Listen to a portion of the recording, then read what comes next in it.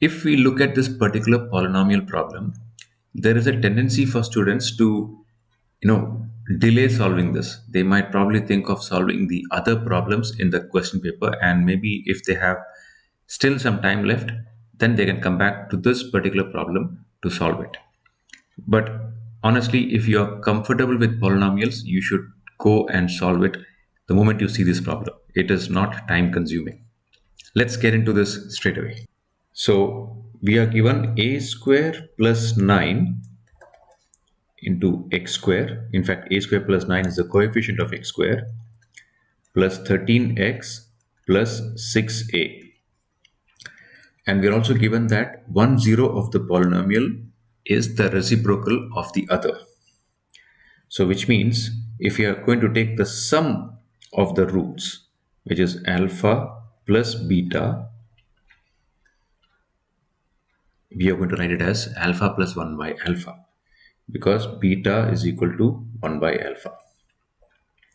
So sum of the roots alpha plus 1 by alpha will be equal to minus b by a. So if we go from that a, b, c definition in the roots, this is a and this is b and this is c. So alpha plus beta equal to minus b by a.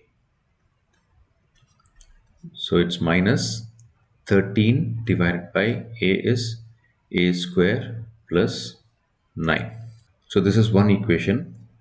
And if you go by the product of the roots, which is alpha into 1 by alpha, equal to c by a.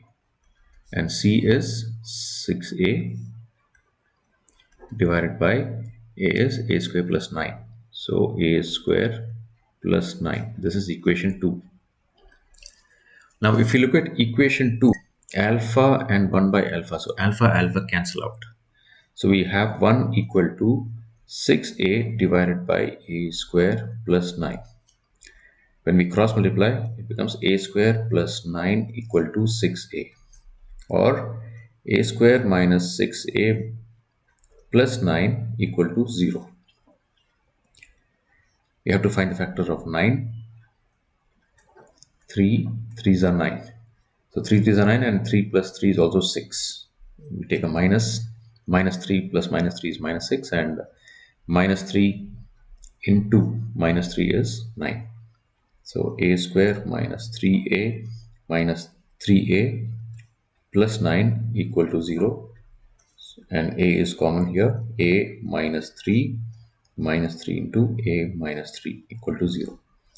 Therefore, a minus 3 into a minus 3 equal to 0, or a equal to 3. So this did not take too much time for us to solve this problem. Initially, we might have thought that a square plus 9, so let's not get into it. But this reciprocal really helped us. Once you know that the reciprocal is also there, and we understand there is also this product of the roots concept here in polynomials, that really helps us. So that's about it. It is not as complex or as time consuming as it was thought out to be earlier. So whenever you see these kind of problems in your question paper, solve them straight away. All right, I hope you found this tutorial useful. Let us move on to the next problem solving tutorial. Have a great day. Thank you. Bye.